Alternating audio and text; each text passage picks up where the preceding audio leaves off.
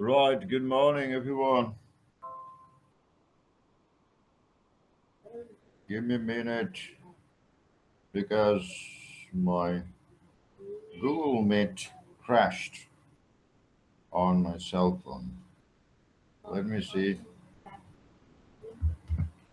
Starting it again, restarting my cell phone. Okay, so we'll get started from where? There. Memory management. And could anyone point me the right direction for where to get started? The What did we thing talk is, about in the last class? Yes. we were learning at virtual memories. Yes, but which part of virtual memory? Did we just get introduced to virtual memory? Was it just an introduction?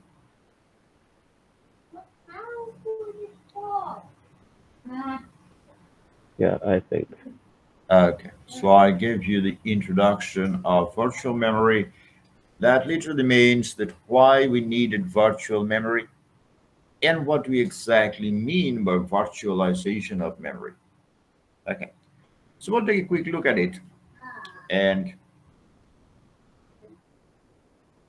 we'll move forward from there. Okay, let me move on. These are some of the things we already covered, as you can see on my screen. Move forward faster.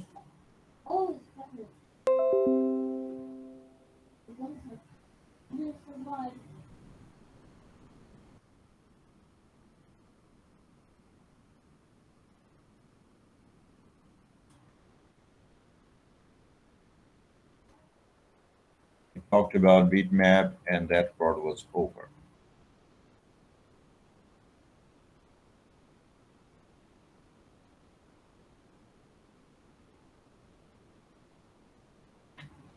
All right, so that is where we were about to start. And I'll give you a quick idea of what we discussed, just as a quick reminder, a warmer. By virtualization of memory, we meant separation of physical memory from the logical memory. That's the first thing. That means previously,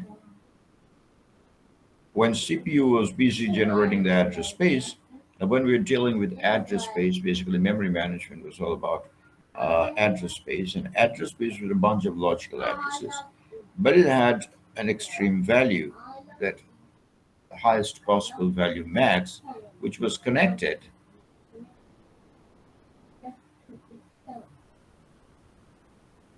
to the RAM,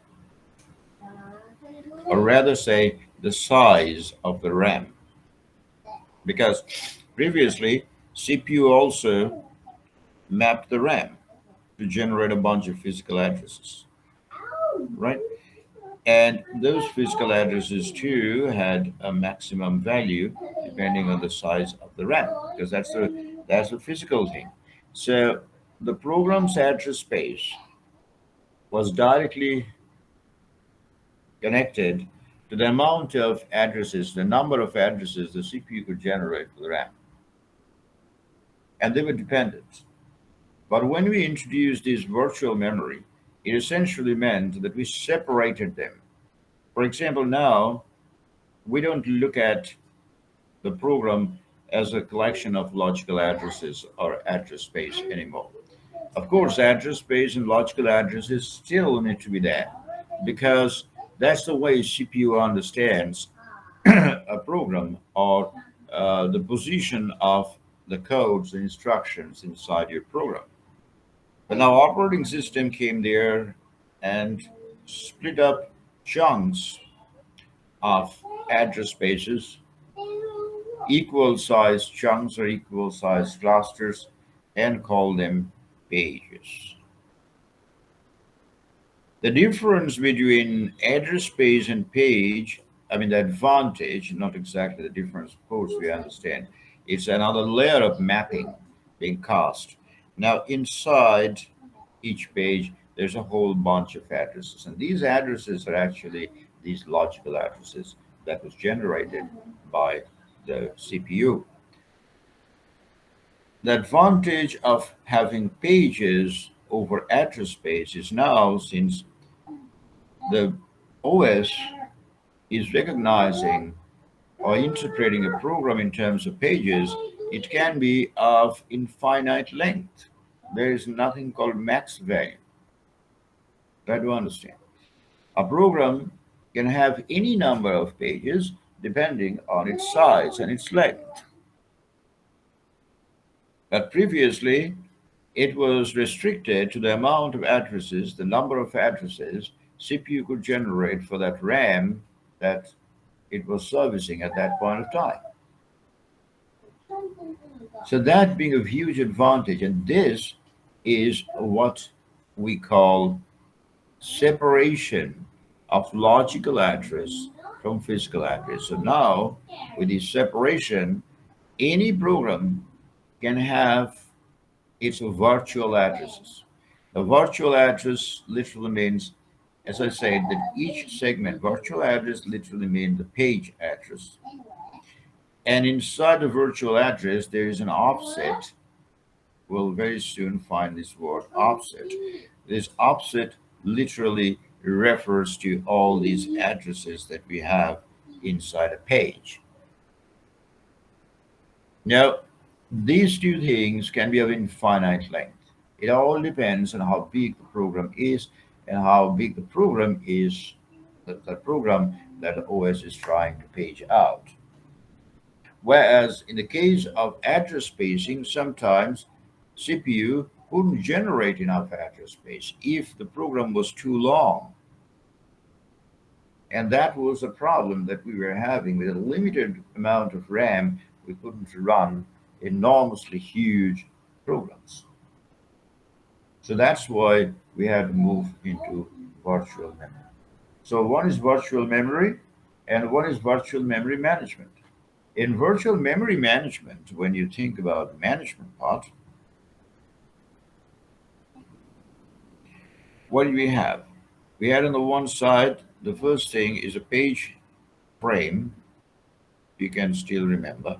That's the RAM, which is now recognized or interpreted by operating systems as a collection of page frames. So on the one hand, this is the page table of a program. This is the program as seen by an OS, and this is the RAM. And these are the pages. And we understood conceptually that to start a program and to keep it running, we don't need to keep all the codes on the RAM at a time. These codes, as is required, will keep coming and going, will come and go on demand.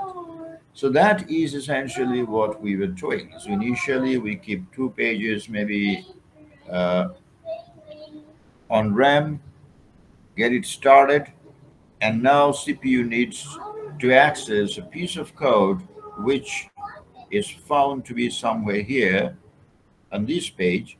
So OS will need to do a whole bunch of activity to decide how efficiently it can take this page and put it somewhere and anywhere on RAM. So we basically got rid of these two concepts. The first one being that you need contiguous space to run the program. No. And also, you don't need to keep the program in its entirety always on the RAM. Okay.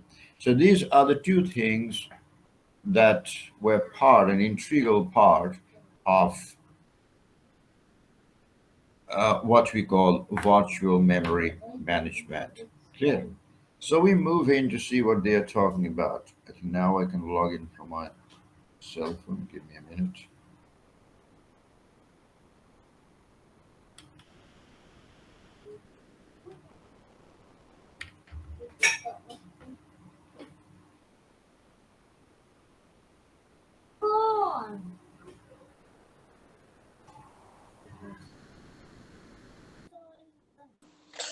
Okay, I think it's all right.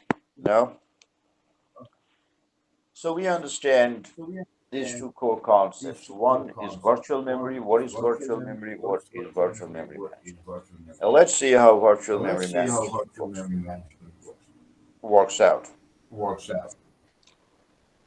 I think you should turn off the mic on the Yeah, PC. yeah, yeah, yeah, yeah, yeah, yeah.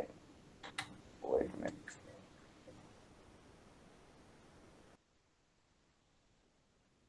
Okay, I think now it is all right. While memory size is increasing rapidly, the software sizes are increasing much faster. Okay. There is a need to run programs that are too large to fit in memory, and there's certainly a need to have a system that supports multiple programs run simultaneously. These were the obvious reasons because of which we had to start thinking of something called virtual memory. So we might very well say these were the reasons behind moving to much virtual memory. Okay. Now, the solution was paging, as we said, that we don't need to keep all the 1,000 lines of code at a time. We just need 10 lines at a time. Come and go. Come and go. Okay. So that is how the things work. On the run, they will come and go.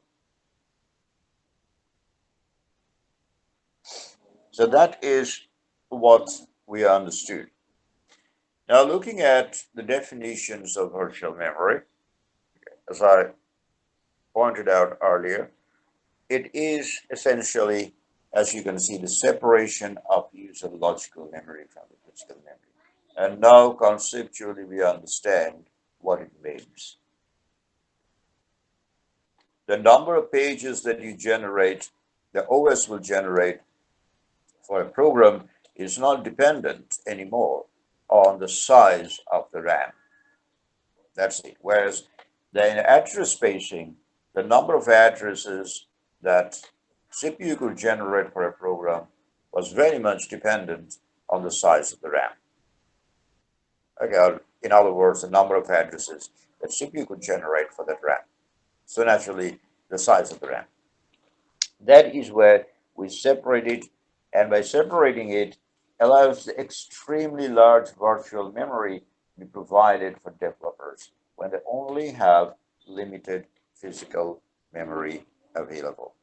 Okay, so these are some of the very minutes.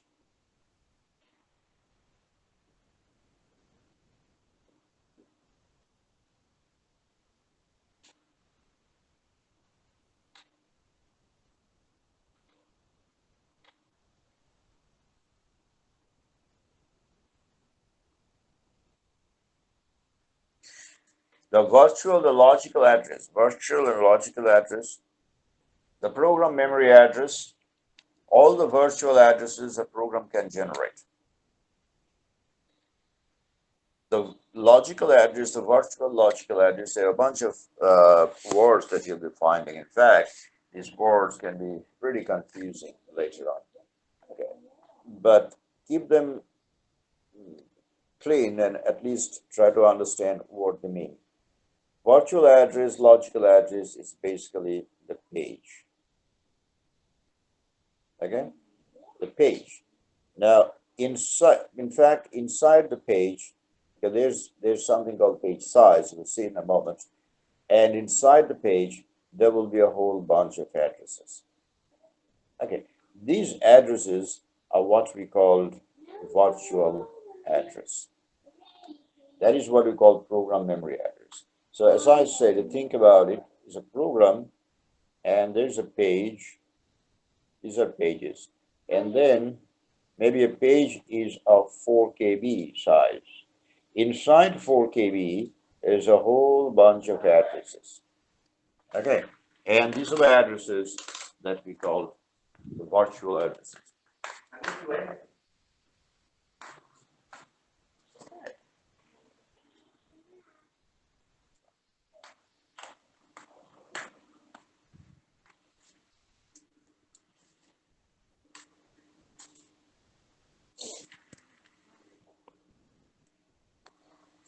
Those are the virtual addresses. Okay, the virtual addresses that we can get. Now, this separation allows an extremely large virtual memory that we understand. Next one is virtual address space. So naturally, a collection of pages. I must say that it's easy to conceptualize if you conceptualize page table. So what is there in the page table? A collection of pages, right? A collection of pages. So why is a page table? Not literally not the pages of the page table, but literally it is, because that is what page table is all about. And in between, you have a collection of virtual addresses. That will be called virtual address space. We'll also be using the page frame number, page index number. Okay, but that is a certainly different thing. So for each page, of course, it is understood 1, 2, 3, 4, 5, 6. These are page index number. Now, page number, then inside the page number, we have the virtual addresses, and the whole of the virtual addresses is what we calculate as all of the virtual addresses is what we call the virtual address space. Now, these virtual addresses are often referred to as an offset. During the calculation, we say a very interesting thing. We'll see it in a moment. That these addresses are basically coming from CPU. Try to understand. These addresses coming from CPU, similar to, if you look at your RAM, you'll be having page frames. This will be the page frames, that is operating system's interpretation. But inside the page frames, you'll have a whole bunch of physical addresses.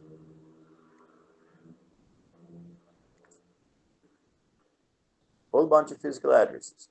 Now, these physical address, the way these physical addresses have been generated by CPU, and the way these logical addresses have been generated by CPU are same. So that's why we try to keep them, we always try to keep them as an offset. And we Papa, try to get offset. hang it, hang it, hang it.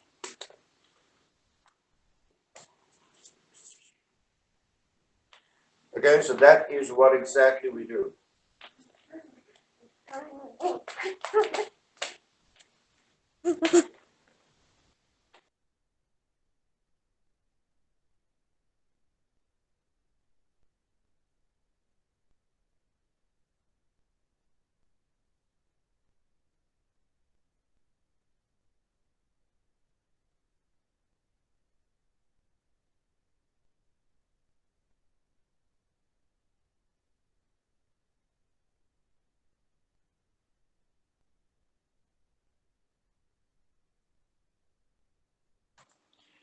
So we understand what these things are. And as I said, that get familiar with the word offset, because when we do the calculation, because that's what we are going to do. In the meantime, if you, okay, by the way, we saw MMU right there, isn't it? Now, what is an MMU? MMU, as I said, is the heart of this management system, the virtual memory management system. Why?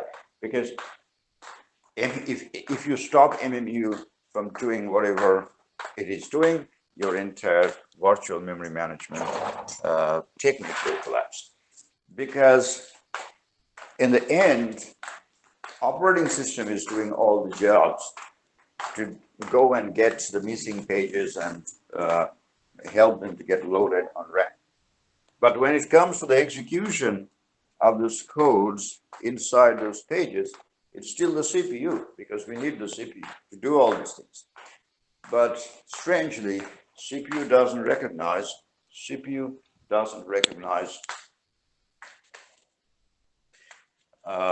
pages or page frames, and operating system doesn't understand what is physical address and logical address. So we need someone to keep mapping and remapping them. I say mapping. It looks to all of us like a conversion, but it's not a conversion. It's essentially a mapping, because their locations are kind of embedded in their values, in their binary values, and we'll see it in a moment. And all we have to do is to remap them to decide exactly where this particular page should be loaded on RAM. That's why we need MMU. And MMU does it with the help of TLB. Now, a little bit about paging. Has its own address space. Just give it a read. I'm sure that you will understand, because we are talking about these things. Broken up into chunks called address space, or pages. Each page is a contiguous range of addresses, as I say. Contiguous range of addresses. And this is what we call virtual logical address. Okay, it's mapped to the physical memory, and all pages have to be in the physical memory to run a program. We already know about that. When the program references a part of its address spaces in the physical memory,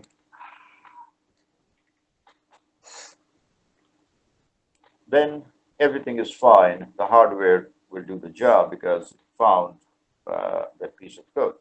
When the program references a part of the address space that is not in physical memory, the OS is alerted to go get.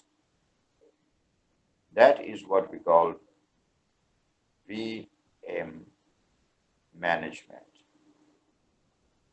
A whole bunch of things to do. Okay. The OS is alerted to go get the missing piece and re-execute the instruction that failed. And that is what we call page fault. It's a generalization of base and limit register. Virtual address, as you can see, the virtual address space is now 0 to 64. And these are all virtual addresses. What is the page size? If you can see, the page size here is 4K. How many pages we have? 16 pages. Because that is what we can afford to get. Physical memory, there's equal size, but number of page frames are limited. Because your RAM is limited. Your RAM is limited. So that is something that we need to understand and recognize. Pages and page frames are of the same size. Okay? We already mentioned MMU, and inside MMU, very soon we will find there is a piece of hardware that is called TLB, Translation Leukocyte Buffer, which basically is a cache and helps MMU to do it in a more efficient way, do this mapping in a more efficient way. Now let's look at this. This is the core of memory management. Okay, things that we are looking at. How does conversion take place? Well, this example, well, it's not an example, it's just like giving you the formula. It's not very clear, but subsequently in the next slide, we will see an example and things will open up at that stage. So what to say? Assume the S is the size of the page. So do we calculate? You can say it is 4K, isn't it? Because you think about it, each of them 4K. In fact, all you need to do is to see that how many pages are there and divide it. And they say the P, that means the number of P, is an array. As you can see, they put it in square bracket. That means how many pages are there. The total virtual address, in fact, they made it wrong. Virtual address space. They should have mentioned what it is. This is the problem that you'll encounter here and there, because sometimes they write something from their own understanding without actually using the word. Because before that, the previous slide, they called it virtual address space. Virtual address and virtual address space is different. You're not dividing virtual address with 4. So basically, the virtual address space, if you divide it with S, you get the number of pages. That is 16 pages are there. So you can count, you will get 16 pages. Right?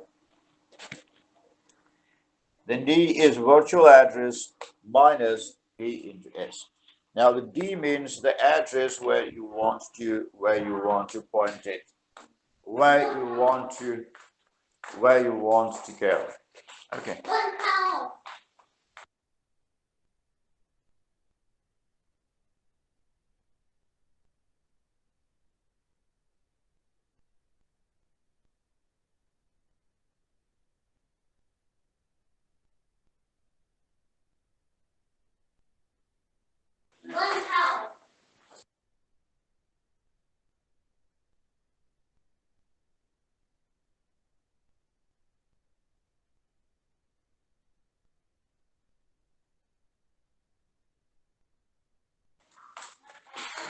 So starting with the things that we are looking at the moment, that how to do these conversions.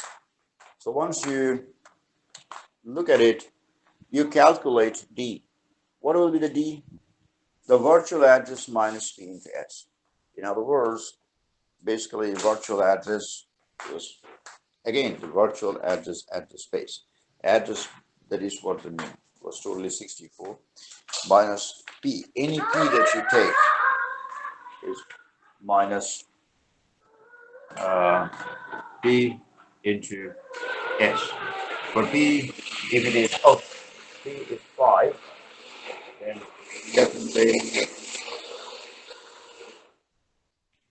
the P is 5, then it should be 5 into size, that is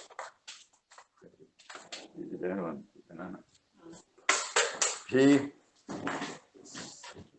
If you take the page 5, for example, 5 into 4, 20. So you minus 20 from 64, and you go to that particular page where you can actually find those virtual addresses. So that is what we do. Then F is a page frame mapping page P. Physical address you can calculate by adding the D. So one thing we can see that the D, as we say, the D is referred to as an offset. And this D is carried forward as it is. The reason we carried forward, the D is carried forward because the D is something that was generated, as I pointed out earlier, by the CPU. So on both sides, on the program sides and also on the RAM side. So they are the same. Good. We'll move to see what else we have. We will get a better example. So that example that they were trying to explain with insufficient details was not very clear. So hang in there, we'll see it. Page table. What is a page table then?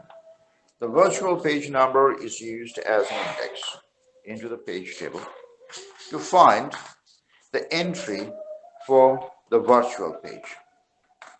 Virtual page number. All sorts of words are coming up. This is a virtual address space, virtual page number. Okay. From page table entry, the page frame number is found. Now you see, it is not exactly a conversion. It is already somehow embedded there. It's all about logical mapping. the page frame number is attached to the higher order end. The higher order end of the offset, replacing the virtual page number of the address, and is a function with page number as argument and the page frame as a result. And each process needs to own page table, its own page table. All right, we understood in theory what they mean. Now this is important. CPU was performing something on a particular address, and then it wants to move to the next line. So it gives a command that move to address number 8196. And what do we do? A 16-bit using page size is a power of 2, and a 16-bit virtual address is created. Now the 16-bit virtual address is split into a 4-bit page numbers. This is the first 4 bits. The first 4 bits will represent the page number, and the last 12 bits will be the offset. Offset is the one that we are looking at as D. In fact, this offset, as I said earlier, is actually generated by the CPU. Okay, so that's why we will simply carry it forward. We will carry it forward right there. Your house is on fire, you cheer on that. So that is exactly what we were doing. Now, to understand this calculation, we move to the next part. What we do?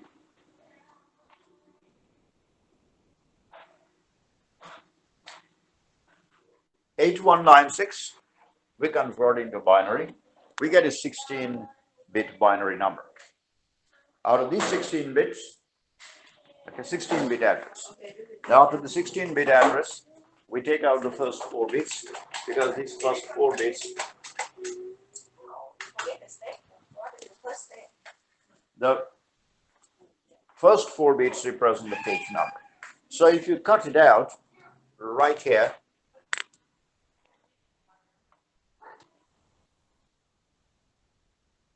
this one, so you cut it out right here.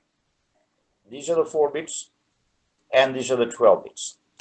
12-bit offset and 4 bits. These 4 bits, if you do the calculation, you will get it is page number 2. So once you get a page number 2, then you convert to say a 12-bit offset, and you get an offset number 4. Good. Keep offset number 4. Now from the virtual page number, you can get the page frame number in the real memory where it is supposed to be loaded. And how do you do it? You just remap it. So basically, physical address is 24K, as we said.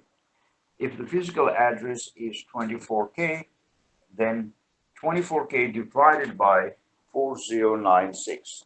That is for each address.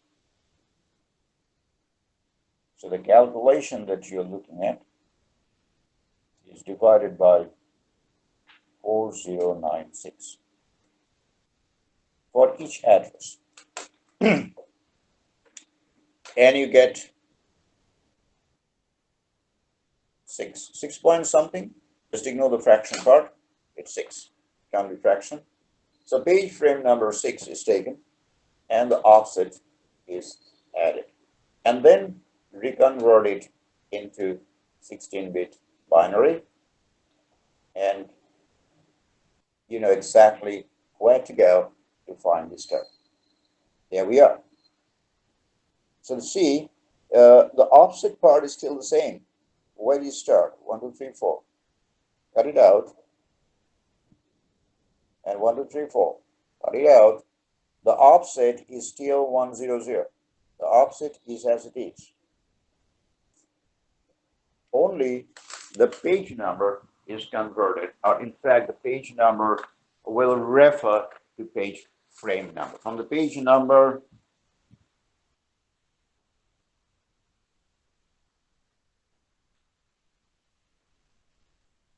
and page frame number, we can see where to go and how we can access this particular page. So this calculation is important. Sometimes, not always, sometimes they do ask questions with this kind of based on this kind of calculations. Is it clear? And that is in the heart. That is what we have. Okay. Inside MMU. That's what is happening inside MMU, and is constantly being held by the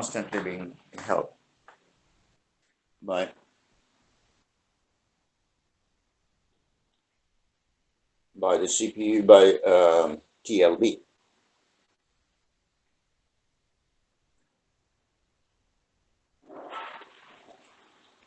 Okay, so let's move on.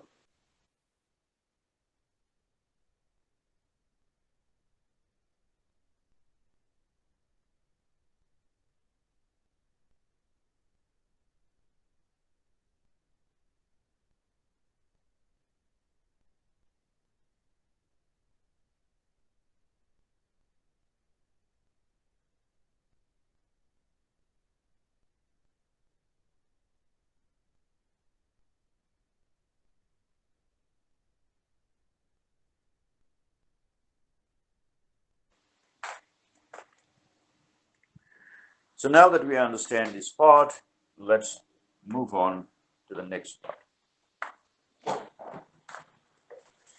This is another calculation, and this calculation, I must say, that is more common in questions that we find, more common than that one, the previous one. But both of them you should pay attention to. What does it calculate? It asks you to calculate the length of the logical addresses. Okay, the physical address. Sorry, logical address. The length of the logical address. If there are 64 pages and page size 2048, it's easy. 2 to the power 6, so 6-bit is used to manage the number of pages, and 2048 words, so 2 to the power 11, that's 11 bits used to manage the page size. 17 bits is the length of the logical address. Similarly, if it is 128K and 32K, it will be 2 to the power 17 and 2 to the power 15. So you add 17 and 15 and you get 30. So it will be 32-bit physical logical address that it will generate. 32-bit logical address.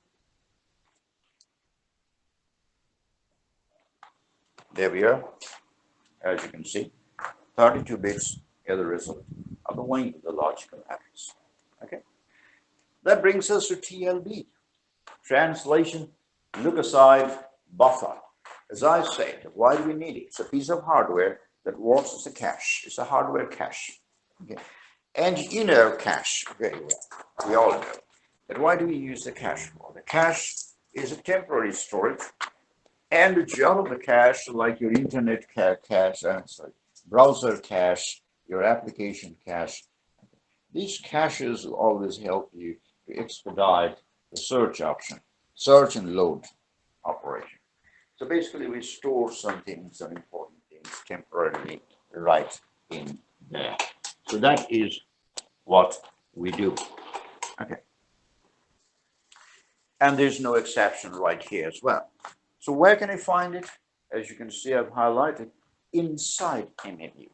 Inside MMU is a small hardware cache. Like any other cache, it has limited amount of space. It can actually store, I think, around 64 values, something like that. 64 or 80, can't exactly remember. That number of entries it can store. So how does it work? And why do we need it? Now, imagine. So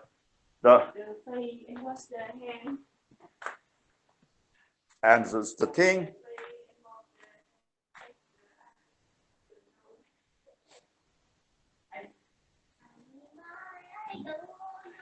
So the thing that we do, okay,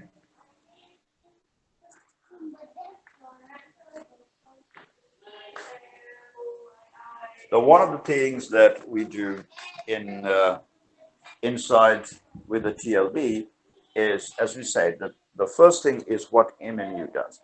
Every time there's a page fault, OS will be asked to go and get the missing page and put it on a page frame. And then MMU will jump in to do the necessary conversion from the large virtual logical address to the page,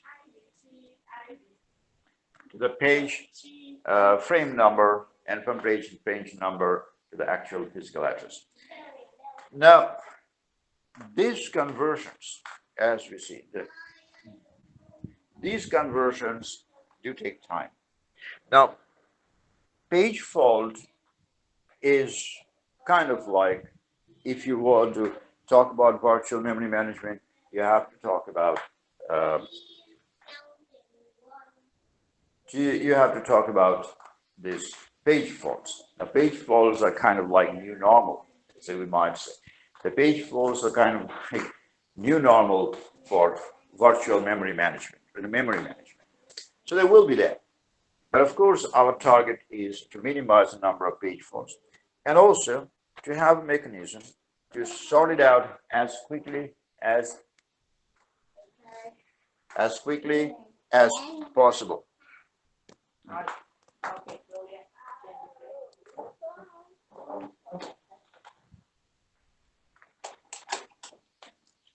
As quickly as possible.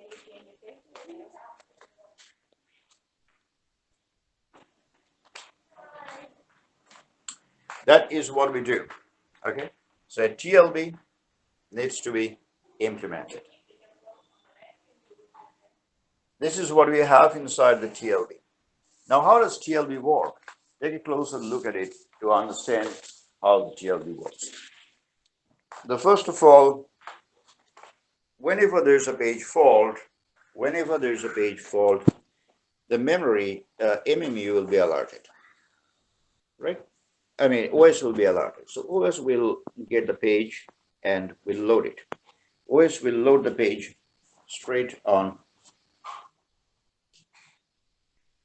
the RAM, and now it will be the turn of MMU to do the necessary conversion. So MMU will do the conversion, that's for sure. MMU will do the necessary conversion. Whatever conversion needs to be done, MMU will efficiently do that. So page fault for that particular page has been resolved. And now that page starts running, and then after executing the codes inside that page, the CPU wants to jump to a new page, and that new page will create a fault, and that fault is already solved, also will get solved. And in the meantime, to make some space in RAM, probably that old page will be removed, right? The old page will be removed. So that is good because we remove the old page. That means we have made some empty space where some other pages can get loaded. But now, if that page is a highly referenced page, for example, maybe after executing the second page, the CPU wants to jump back to the old page once more. Another page fault. Another page fault. So basically the same page that created the page fault a few minutes ago, again creates another page fault.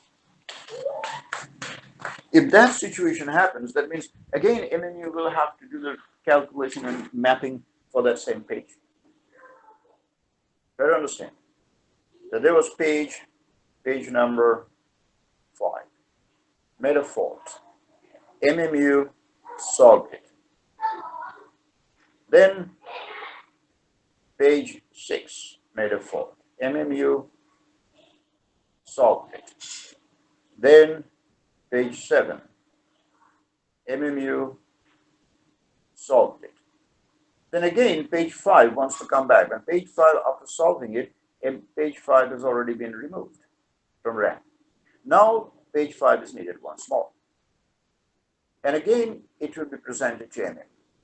When it's presented to MMU, the first thing MMU will do is MMU will, instead of doing the conversion, it will look into TLB.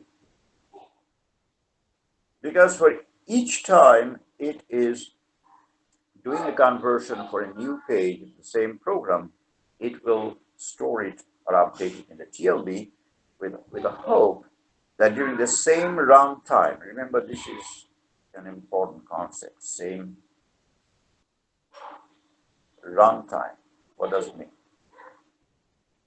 That CPU shouldn't be switched. CPU is constantly running on program 1. And inside program 1, say for example, there are these pages are creating page faults.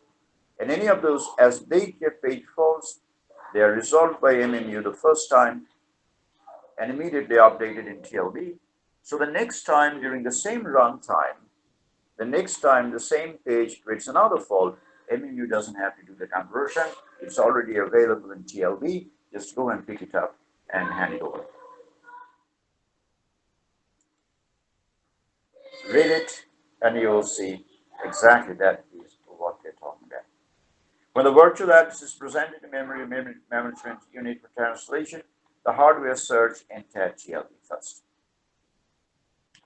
If it is found in TLB, then it will be taken. If it is not, then MMU will do a manual search. That means this is the first time that this particular program, this particular page, this particular program has created a fault during the same runtime. Same runtime, what does it mean? At the moment, program 1 or process 1 is executing on CPU. CPU is executing program 1. That is what we call same runtime. It's important to note that the moment CPU is switched, remember context switching, CPU is switched to program 2 or process 2, TLB will get flushed. Because TLB shouldn't be holding the old data of the old process. TLB will be flushed and the information about the new program's pages or the program 2's pages will be updated inside TLB. Again, program 2 is switched and CPU goes to serve program 3. Immediately, program 2's page data or page information in TLB will be flushed. Okay? And as it is flushed, the page TLB at the moment will serve to store the values of some pages which created faults coming from program 3 only. So that is the way it works.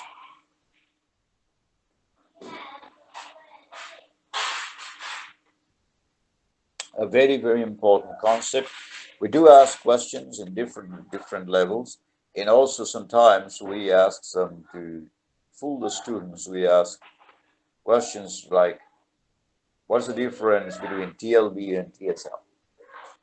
You know TSL, and you also know they don't come from the same context, but they sound very similar. So to confuse the students, one may ask these kind of questions. TSL, test and set lock, is an IPC technique, right?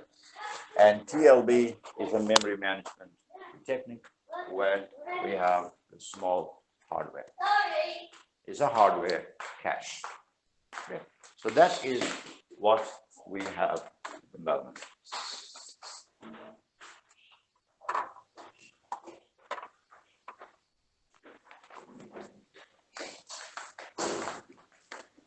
TLB and that one.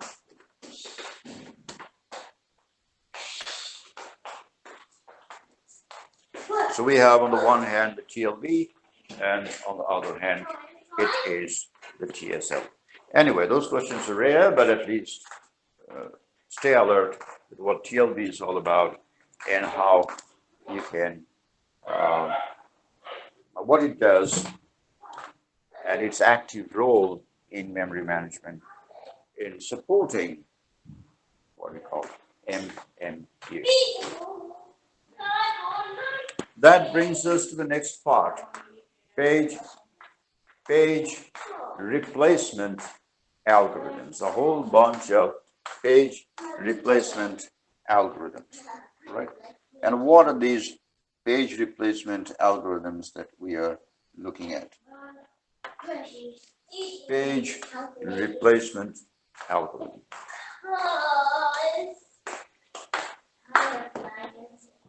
Now, why do we need page replacement algorithms? That is the most important question that we have at the moment. Why do we need this kind of page replacement algorithms? Well, the thing is, when OS is asked to go and get the page, the missing page, the OS will definitely get the page and try to put it straight on the RAM. But when it comes to load the page on that specified, as the MMU will do the necessary conversion, necessary mapping rather, and will find the physical address or the page frame for it, and OS wants to load it right there. But as it wants to load it over there, there's a problem because the RAM is full. There's no more page, no more space available. So what will happen? Immediately, OS will have to take a decision on, OS will have to take a decision on which page to clean up. Okay. So that is, because it has to clean up one of the page frames to make room for the faulting page.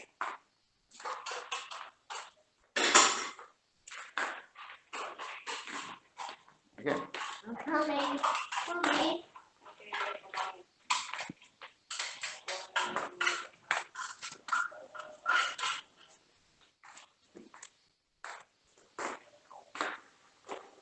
So that is what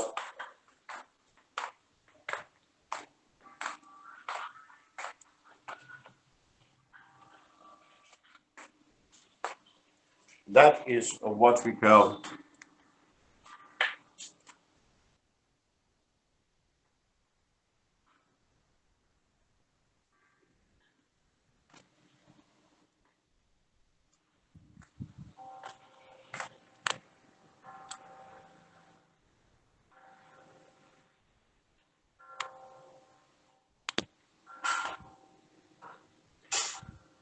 the page replacement algorithms that it all comes down to.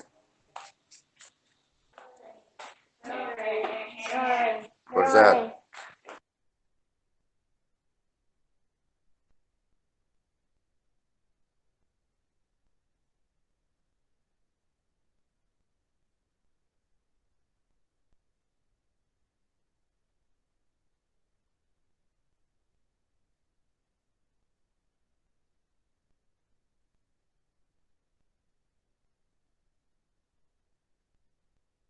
Elsa.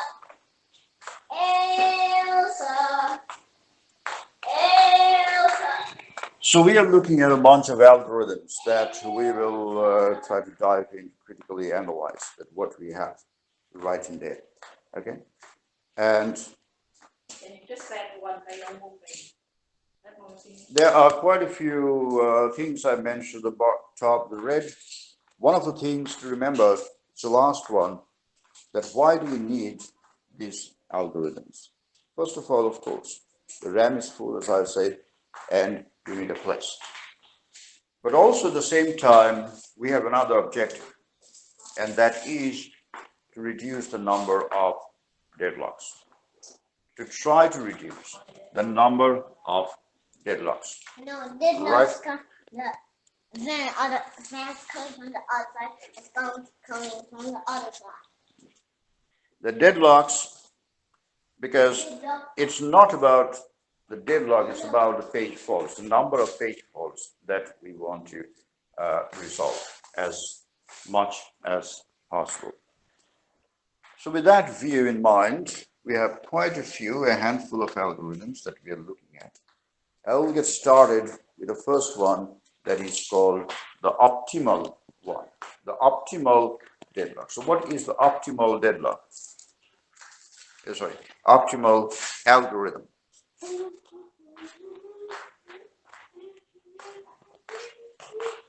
Optimal, as we are familiar with,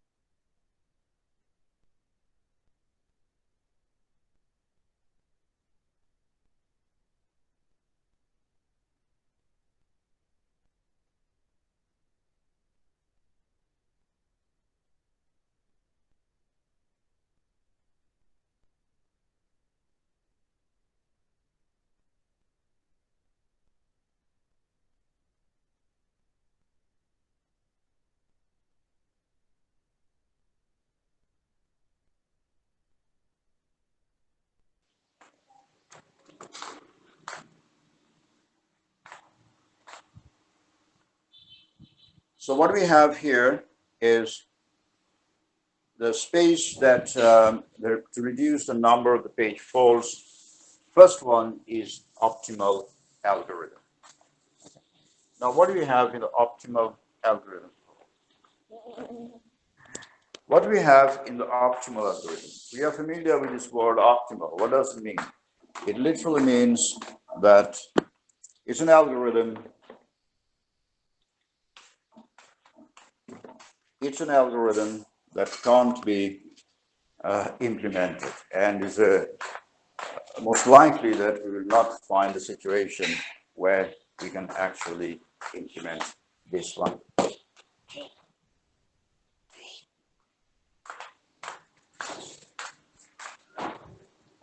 So that is the optimal one that we talk about. We can take a quick look at this one. So each page can be loaded, and the number of instructions that will be executed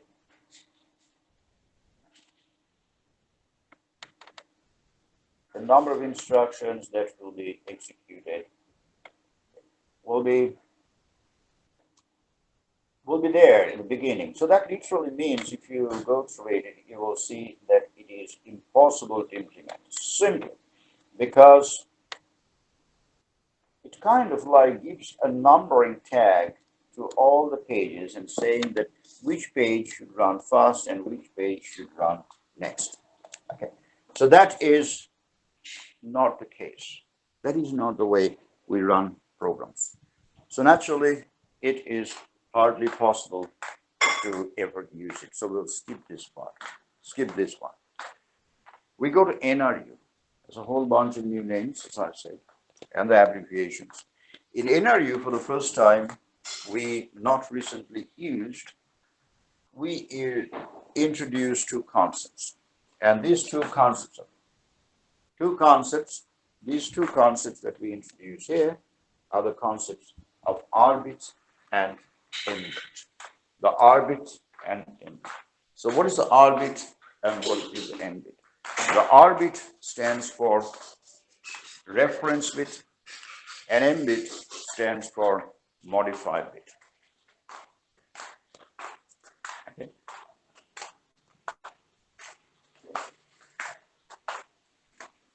So we have the reference bit and we have the reference bit and we have the modified bit.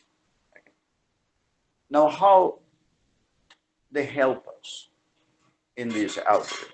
Because remember, modified means definitely, and that page must have been modified, that's been written and overwritten. Reference means it has been referenced for some other purposes. So remember, before that, when we were talking about the way the process gets loaded on RAM, we mentioned that we have the data part and the code part. broadly speaking. We have the data part of the program, of the process, and the code part of the process. So now that we have paged out the entire program, so some of the pages will be basically coming from the data sector, and some of the pages could be coming, most of the pages should be coming from the code sector. So those coming from the code sector could be, some of them, not all of them, could be could be carrying a reference bit. And some of those pages that belongs to the data part might carry a modified tag, because the data pages will be written and overwritten, modified and remodified again and again. So that is something that we are going to do in there. So we have that particular algorithm right in there that we have to pay attention to, a modified bit or a reference bit. So we have it can be either referenced or modified, right? So page can be referenced and modified both at the same time. Now, usually those who are only referenced, these are the code pages that contain some vital important codes that are being constantly needed by other parts of the program or other pages. So we say this page is constantly getting referenced by other pages.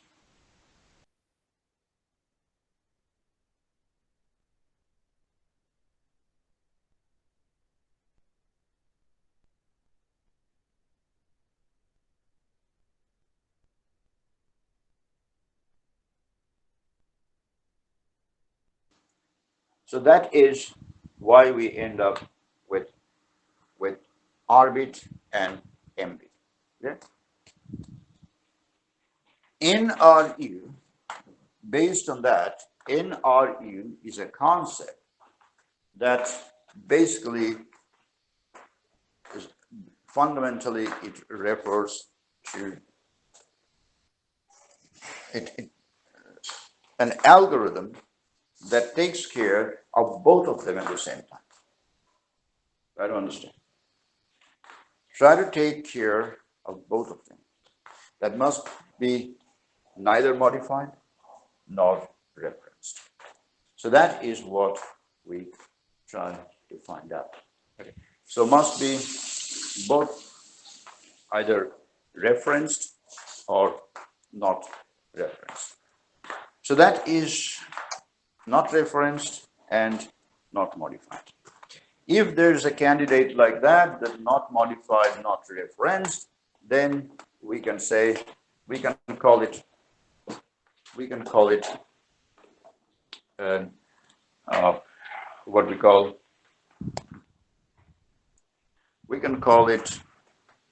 an NRU. So according to the NRU, the ones that will be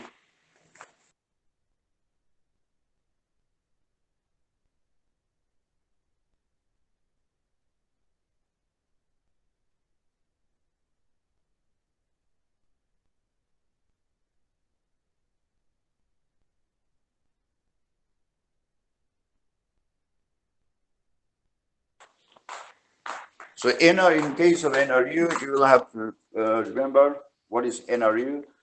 That in the case of NRU,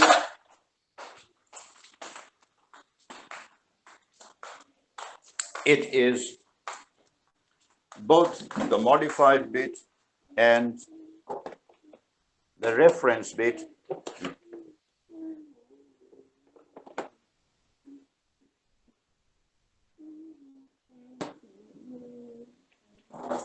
the modified bit and the reference bit, and both of them should be considered. If both of them are zero, then that will be the candidate for removal. Now later we will find another algorithm very similar to NRU. It's called LRU, that will be quite different. That will take care only the reference bit. So in this case, it's no wonder that we have the page 0, the first page, that's going to get replaced. Okay, So that's the first one that is going to get replaced. Spoon. Spoon.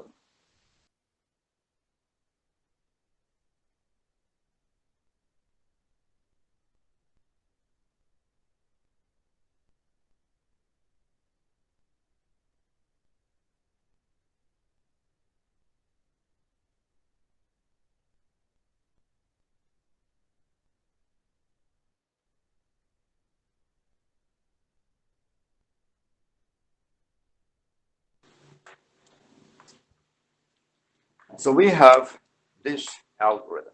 Now, leaving behind this algorithm, we move on to the next one. And that is what we call FIFO, an algorithm that we actually know about it, that algorithm. Then what is this algorithm about? This algorithm is all about first come, first served. Well, that is what the algorithm is all about. Although we call it FIFO, that is first in, first out.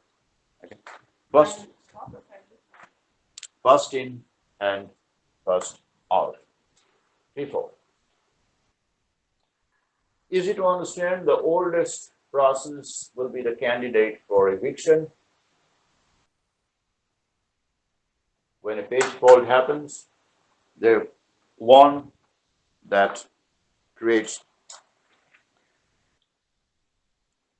that came first, that page will be evicted. If you look at the example, it is easy to understand. 7 came first, so when 2 came there later on, and there was no more space, so 7 should be the candidate for eviction.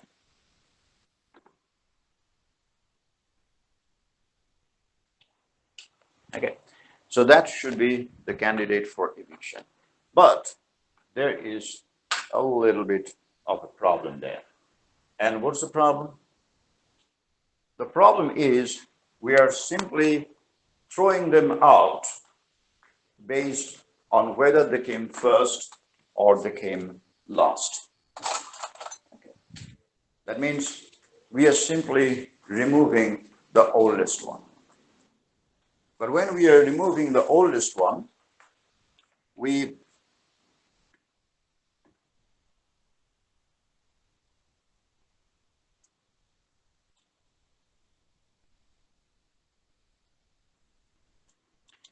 remove the old one, the oldest one as we see, but if we remove the oldest one, we have no clue whatsoever that whether it is one of the highly referenced pages or not. Now, as I said, the highly referenced pages. Now, if you remove the highly referenced page, then what you are risking is more page faults. Because since the page is a highly referenced page, then very soon it will come back and it will try to come back. It will be needed again, and another unnecessary page fault will happen. Okay, so we have to deal with this particular problem on its own.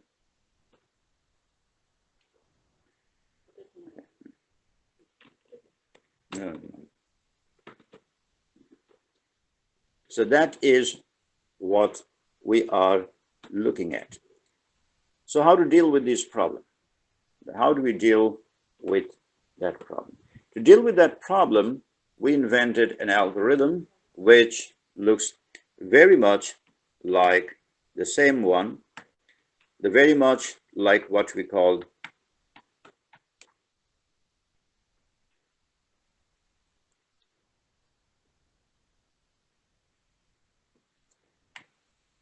there's a second chance, and we call it second chance, but it is basically the same with your what I call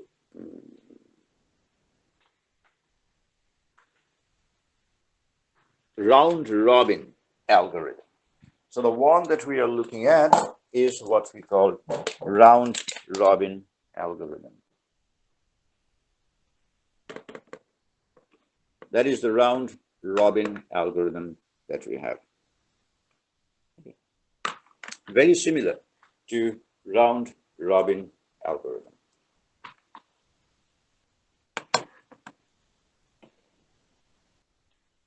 This is what we have, the second chance.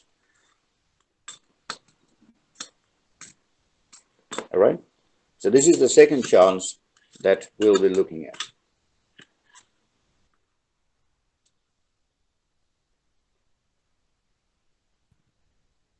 What does it say? It says basically that if we find the oldest page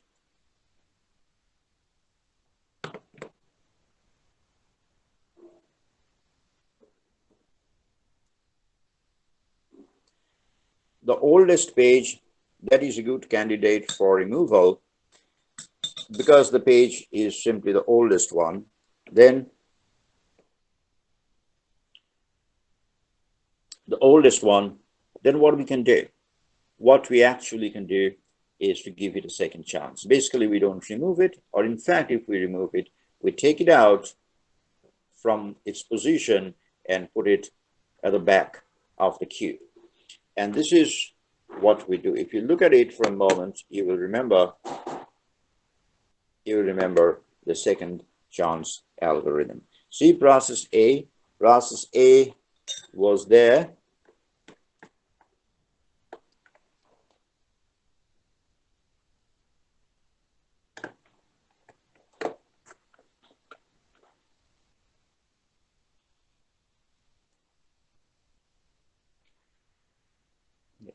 So process A was there, and process A is a highly referenced page. Assuming that process A is a highly referenced page. So now all we can do is to take the process A and put it at the back. Now, what is the benefit of putting it in the back? Because if we put it in the back, that means process A will now have a second chance to run. But there is a problem as well. And what is a problem? The problem is that we are actually moving them to a new location. And that may actually create a little bit of a problem. So what is the problem that should be created? The problem that should be created is now that CPU wants to access it the next time, it is still on RAM, so we can avoid page fault, but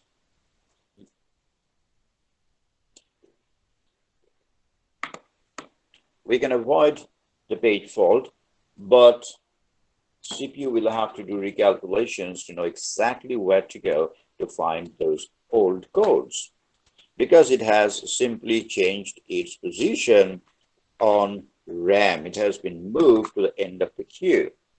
Okay. That is what it does, isn't it? So second chance is a good idea because second chance will prevent unnecessary page faults. Because if you remove that page, since it's a highly referenced page, this page will be needed again very, very soon. And when it should be needed, there will be a problem.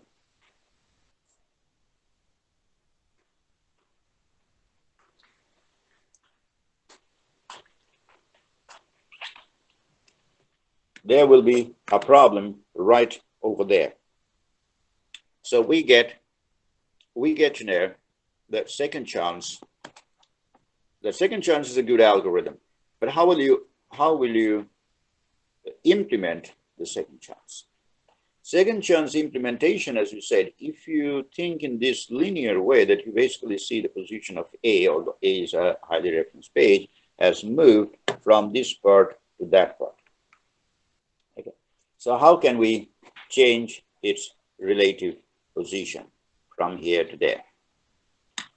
Well, the implementation, the best implementation that we can think of for this algorithm is clock.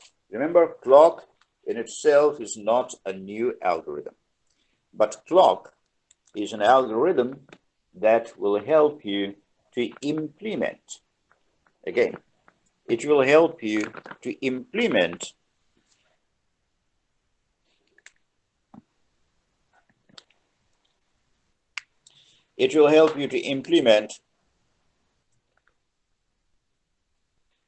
the second chance algorithm in a more logical way. So basically,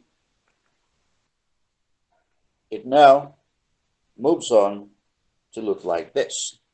And what is this? As you can see, it looks very much like a clock. So what do we have here? We have a hand, a clock hand. It's kind of a program. When the page fault happens, the key, first of all, we have arranged the frames logically in the structure in a circular shape, like a clock, And we look at it, and we see that this is exactly how these pages are going to get access. Now, the moment a page fault happens, the hand that's called the clock hand is probably referring to a particular indicator, pointing to a particular page. It will check its R bit. It will check its R bit at that point of time. If it finds the R bit is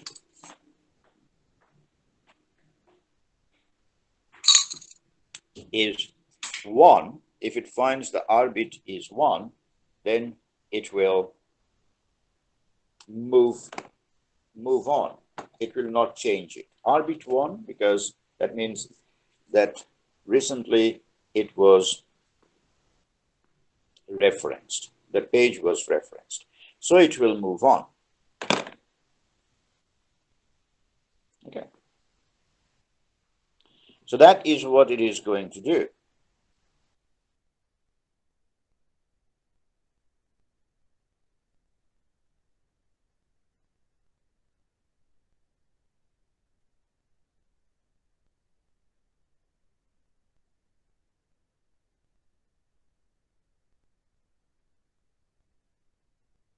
So moving on.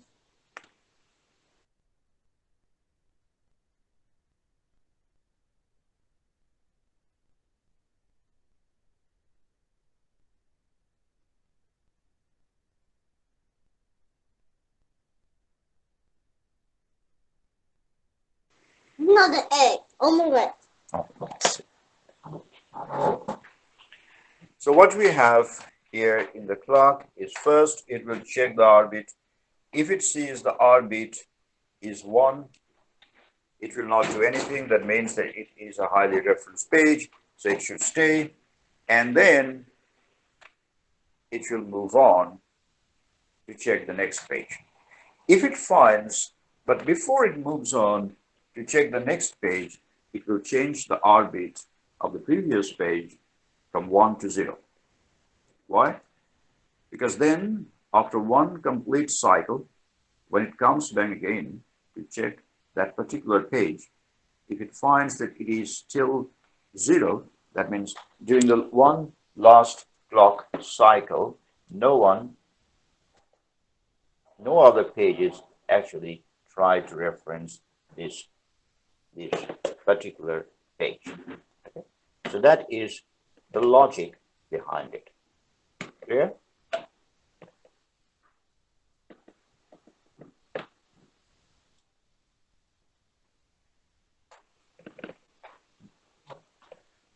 Very good.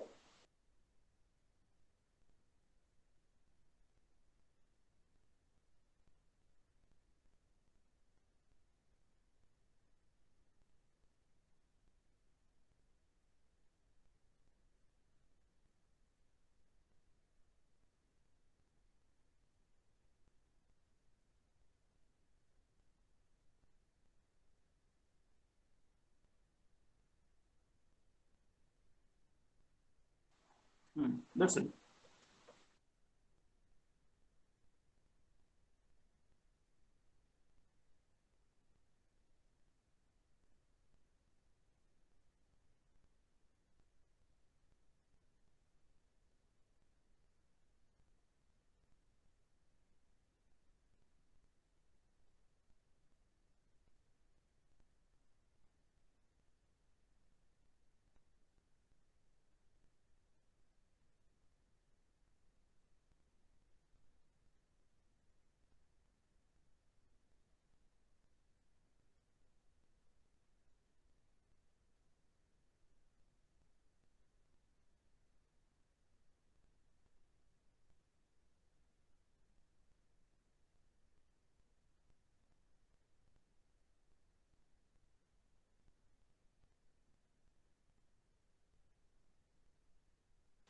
We'll get some questions from this part. Okay. And this is very, very important.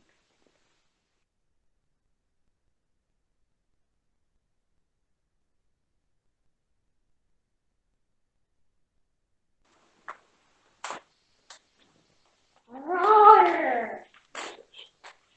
That's a crocodile.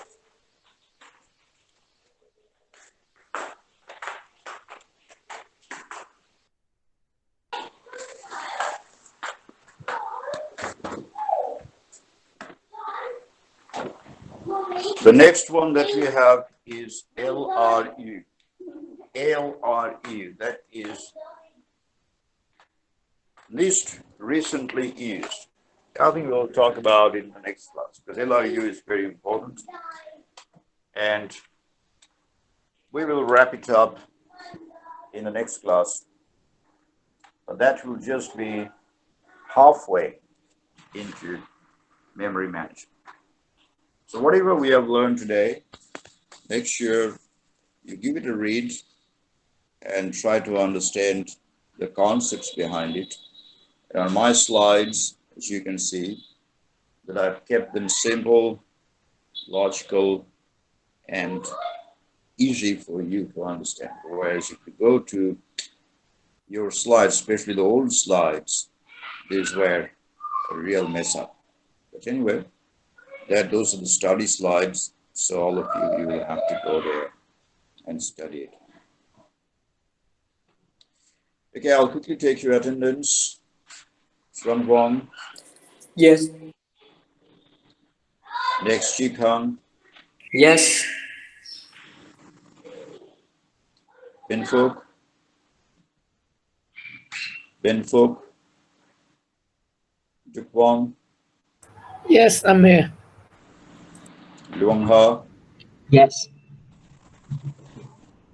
Wu Huang. Yes. Tan Hum. Yes. Not Fat. Yes. Din Min. Yes. Yes. Quoc Huy. Quoc Huy. Huayan. Yes. Kim Thak. Yes. Nhật Min. Yes. Nhật Min. Yes. Hiền Phúc. Yes.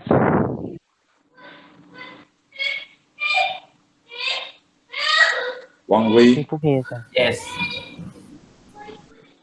Minh Quang. Yes. Duy Bao. Yes. Huy Min. Liên Trúc. Yes. Liêm Trúc. And Quoc Hum. Yes. Okay. That's all. Anyone send me a message? Yes, teacher. Who is that?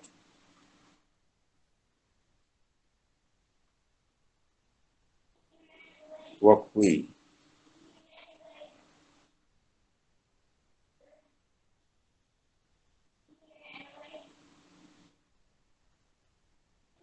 Minh Phúc.